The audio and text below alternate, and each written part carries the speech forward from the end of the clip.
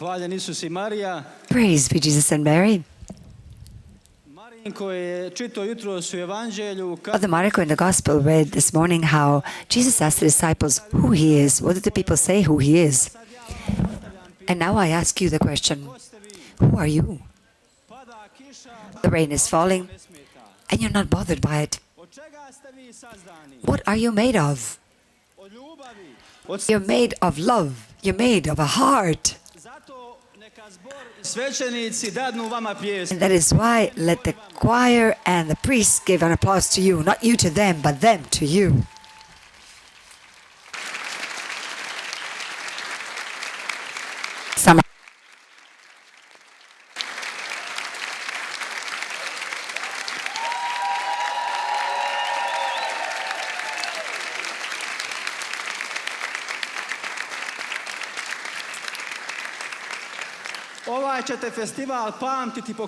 You will remember this festival by the rain.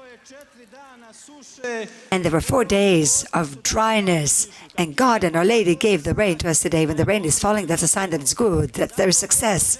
And that's what God wants to say to us. The festival is a success.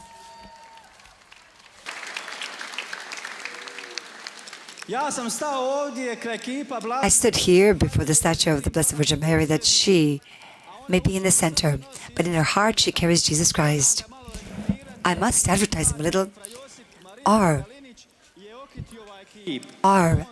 brother Franciscan, Fra Josip, decorated this statue, always making the most beautiful flowers for her every year. Now I ask you, dear youth, you have listened for 4 years. What good must I do in order to inherit eternal life? And now, tell me, what is the good that you have heard that you must do? Is there even one? Love, one. Next, peace, faith. What did we celebrate yesterday? Saint John Maria Vianney. In high school, Latin went very poorly for me. The other day when I was in celebration here, 5 minutes in sacristy, I had to exercise and put into practice how to read the Latin. And then when I came here, I read it as if I knew it along, but I practiced in the sacristy for more than 10 minutes how to read it. So John Maria Vianney did not know Latin.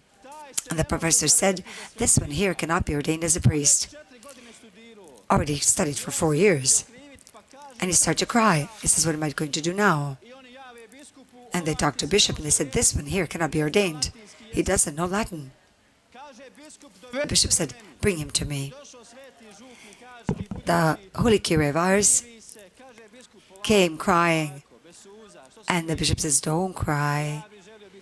I want to be a priest. Go slow, slow down. Professors, please come. They sat with him. And he said to the professors, I will ask you 3 questions. If you answer these 3 questions, he will be ordained a priest. I said, fine. First, professors, does John Maria Vianney love the Eucharist? Yes, he loves it. Every day is the Mass. Second question, does he love Our Lady? Professor said, he loves her. Third question, does he know how to pray the Rosary? He knows. Ordain him.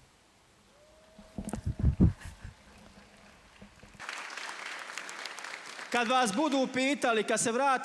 you return back to your homes and they ask you, what good have you learned? What did they tell you in Medjugorje? You say, we passed all our exams. What did they teach you? 3 things. What 3 things? To love the Eucharist. Cardinal Sarah said this, love the Eucharist. Second, love Mary.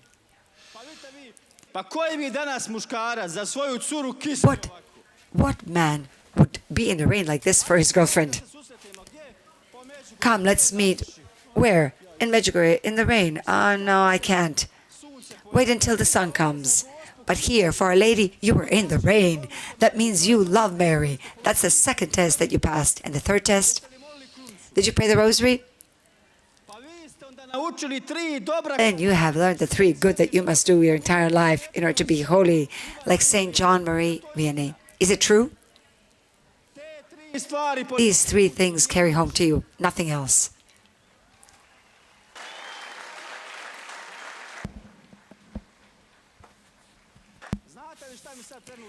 Do you know what I'm lacking right now? Rain. Both of us got used to it. It's unusual for you now when there's no rain. And I would like to share with you 2 examples, true stories. I would like to give an example of 2 young men that you can decide which one you want to be. Several times I tried to speak about this in Humats and other places. I never was able to tell the story really well, so I hope now I'll be able to tell it well. Now, I greet all of the Polish.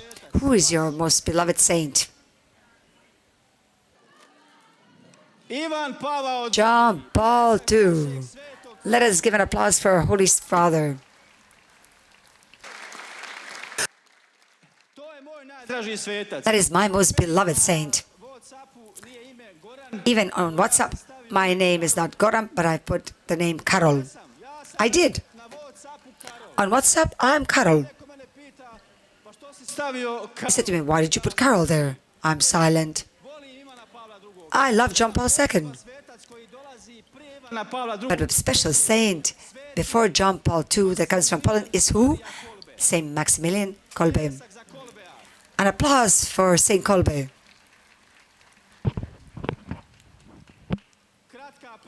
A short story. Parents received a second son, called him Raymond. And the mother said, oh, I would love for him to go to a priest. And the father said, nah, I wouldn't want that. Let the first son be a priest, but let Raymond be at home. And the mother said, but I want to be a nun. And I couldn't.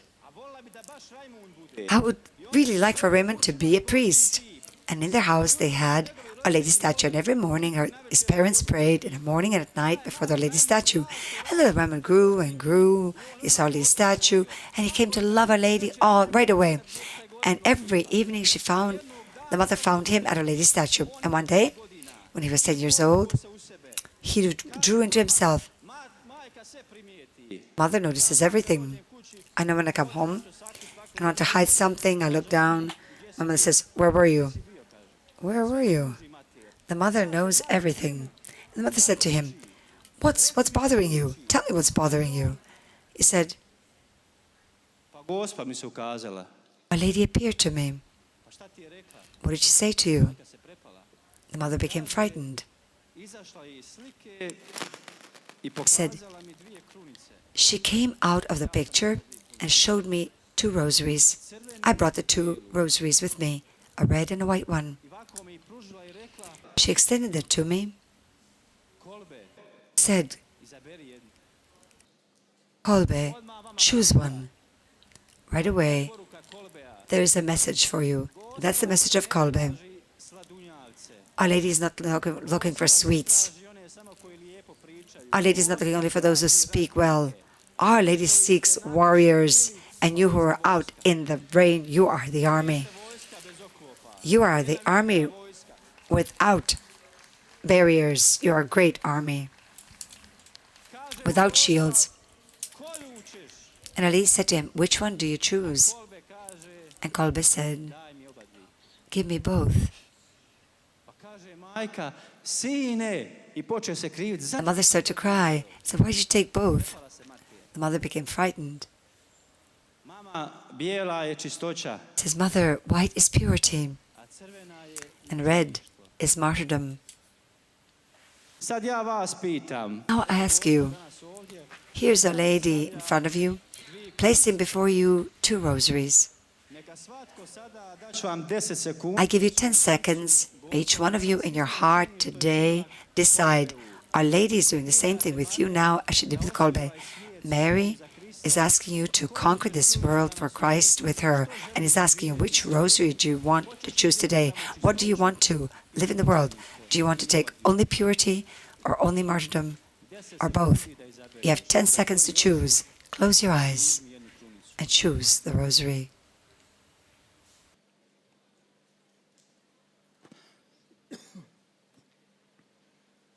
Did Did you take it?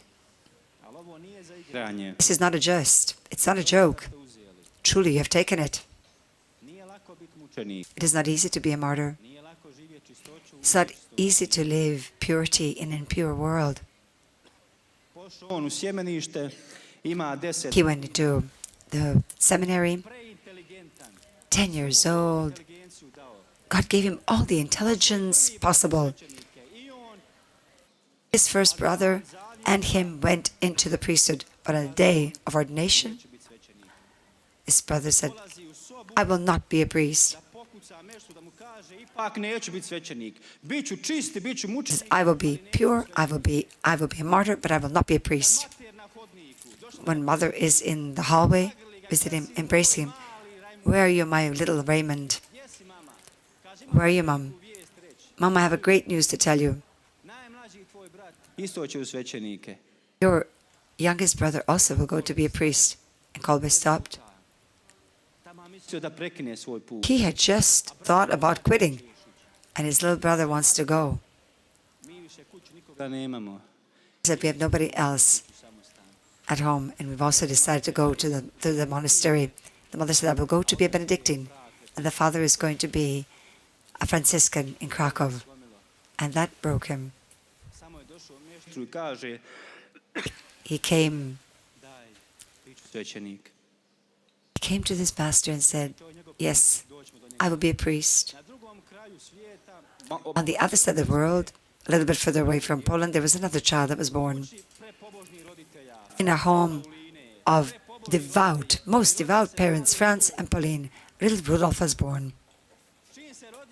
And as soon as he was born, they said, you will be a soldier. Everybody in your family was a soldier. The father says, no chance. My son, Rudolf, is going to be a priest. The mother says, you really think so? He says, today I give him to God to be a priest. Rudolf, you who do not see me anymore, but hear me, I desire for you to be a priest. Now we've come back to Kolbe. He went to Rome. The provincial said, you're too intelligent, you will also study philosophy and theology. Kolbe comes back with 2 doctorates in a matter of 4 years, a genius. And what happened with the little Rudolf, who was born in Baden-Baden, and he was consecrated, dedicated for a priest. He brought him at age 8 to the monastery. Rudolf went to a sanctuary in Lourdes. They're the same year, living at the same time of the history. Maximilian and Rudolf. First of all, the father of Raymond took him to the sanctuary in Jasna Gora, and the father said to his son Raymond Kolbe, look at her, the Black Madonna. Just so you know, John Paul II, the first letter that he sent to the world, you know where he sent it? To Jasna Gora, before he died. Živiš asked him, why are you writing a letter? He says, I want to send it to the mother. Because of her, all of this began. Who would you like to write a letter if you knew that you were going to die tomorrow? To your mother. This is what John Paul II has done. The last official letter he sent to Jasna Gora, to Thanksgiving to Mary. And they prayed before the statue, and the father said to Kolbe, she will never leave you. But you can leave her. But I beg you, don't do it. He says, okay, Dad.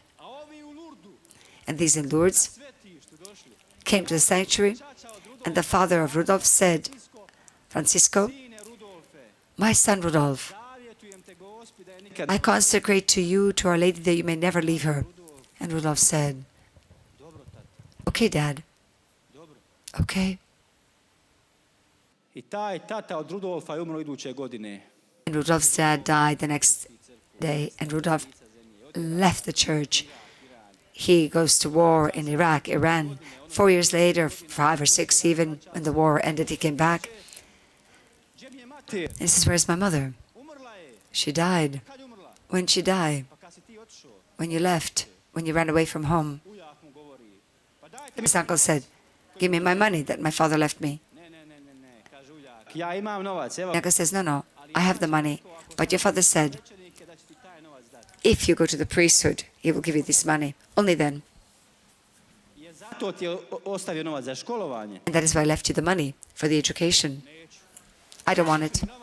I don't want the money, I don't want the education. I won't be a priest. Who do you think Rudolf was? Who should have been a priest? He created Auschwitz. Rudolf Hess, whose father asked to be a priest when Hitler looked for the most corrupt mind in Nazism. He found the genius who would create the best plan. Rudolf Hess came and in Poland said, "Without plan, I will make you a plan that in 3 years will kill 3 million people." And Kolbe, to the opposite, created an army of the Immacolata, 700,000 soldiers. He had print houses. He created airplane landings, monasteries. He used his intelligence for God, and Rudolf Hess for criminal work. From the very beginning, he was in Auschwitz, and he was following everything was done. I mean, it was final extermination of Jews. The Germans said, we can't kill that many people. We can't kill them with bullets because they cost too much. We can't kill them all with mass. We need a much faster way. Nobody knew a better way. Rudolf Hess said, "I know. Look at this genius of hell. He invented Cyclone B. He who should have been a priest. His project is Cyclone B. Because of that gas, millions could be killed in 3 years. 20,000 people a month in Auschwitz were being killed, even more. The Polish suffered there, Jews especially, but over 6 million Polish had been eliminated. He was sent to eliminate Polish because they could not tolerate them. And now I end the story. Hess in Auschwitz as a commander, and they brought a priest, Maximilian Kolbe. And one day Hess was on a horse. People are running in Auschwitz, crying. He says, "A saint was killed." He said, "What saint? Who was killed in Auschwitz?" Hess asked. "Kolbe." "What Kolbe?" Calls his Fritz, the head commander, says, "Who was killed? Who was burned today?" Maximilian Kolbe. "Who is this Kolbe?" Kolbe is a priest who gave his life for another man. Hess was angry. How can he give his life? There is no mercy in Auschwitz. How could you permit life to be exchanged for life? And General Fritz said, "I counted by 10, and Kolbe was skipped. I called Franjo. But when his turn came, Kolbe said, 'I will go.'" "Who are you?" the commander asked him. "Who are you to give your life?" He says, "My life has no value. I'm old. This man here has a wife and children at home. I would like to trade his place." Fritz asked him, "Who are you?" "I'm a Catholic priest, Maximilian Kolbe."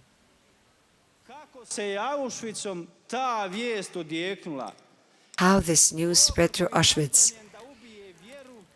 A concentration camp that was brought to destroy faith had a volcano of faith explode on that day, like lava exploding. That's what happened on that day in Auschwitz. Faith exploded because Kolbe gave his life inside of a concentration camp where there had to be godlessness.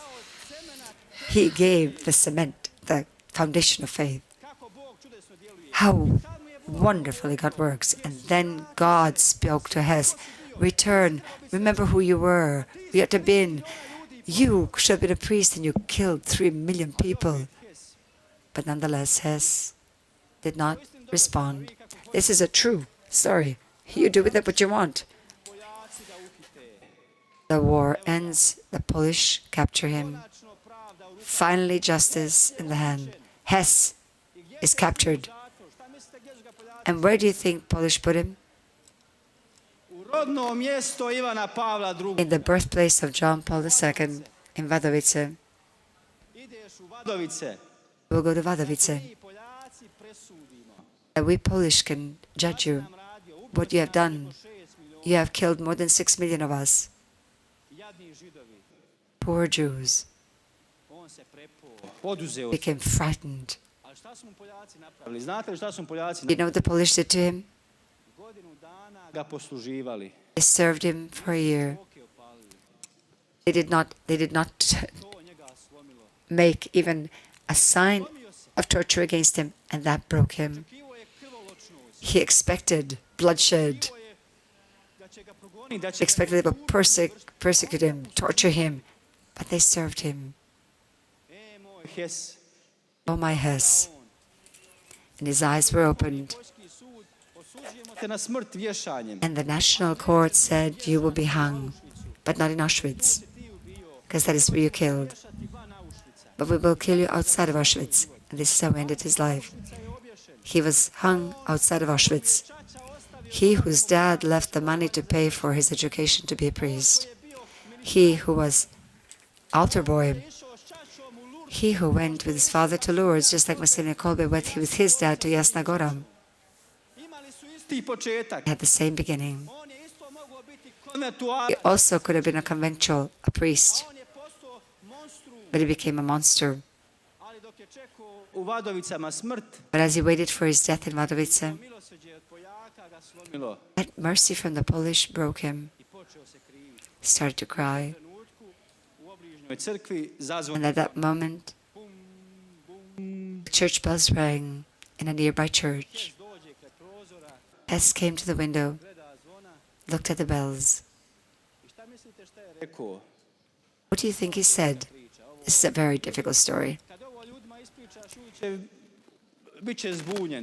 tell this story to people, they're confused, but Hess said, bring me a priest. A man who murdered 3 million people, who wouldn't have mercy to any one of us.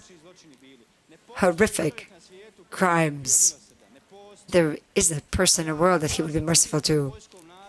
I'm in awe with the Polish people. That is why when people of Poland come to Medjugorje, they're like, my Croatians, you are a wonder of a people, my Polish.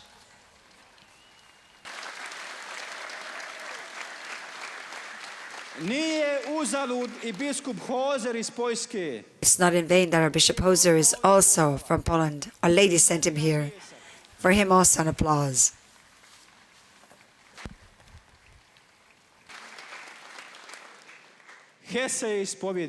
Hess confessed. He went to his death confessed.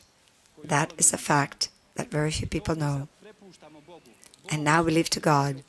God is the judge of my and your life. But this story is told that from the beginning you may be Maximilian Kolbe. And I end with John Paul II, chosen for the Pope when he came to Poland to destroy communism. He said, where are you going to celebrate the Mass? He says, one day I choose Auschwitz.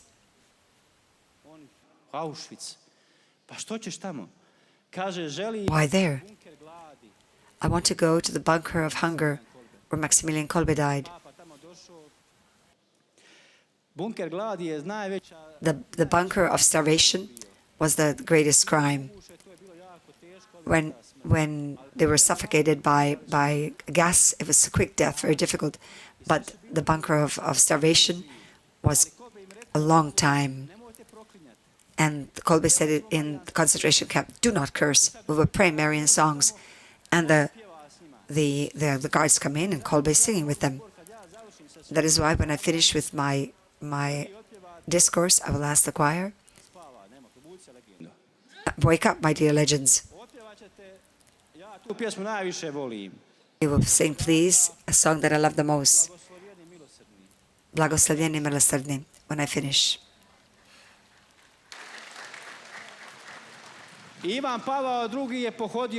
John Paul II visited that bunker. Kolbe did not die from hunger. They couldn't wait. But the injection of phenol was given, and the soldier said, "Here, give me your hand." He extended his left hand, where he took the red rosary, and in that arm, the injection of phenol was injected into him. 14th of August, on the vigil of the feast of Our Lady of Assumption, and burned on the feast of Assumption of Our Lady. And what did he say? I desire for my bones to be buried in the land of the Immaculate. But if that does not realize for me, then may God and Our Lady do what they want with me. He is not buried. There are no relics of him. But his heart and his soul is the one that is now in this world everywhere. We do not breathe the air of hatred, but the air of love. Kolbe has been spread throughout the world. Little flower center said, when I go up, the sign that I'm there will be the petals of roses that I will spread upon you. Kolbe says, when I go to heaven, of my body I will make love. My body will be spread throughout this world as love. That is why when you breathe in this air, you can't say, I hate this world is a catastrophe. No. When you breathe in, say, I am breathing in the love of Kolbe. Kolbe filled this air. His body, his heart, even today, circulate in this air. That saint came into our century to say, to breathe in love, but not hatred like Hess.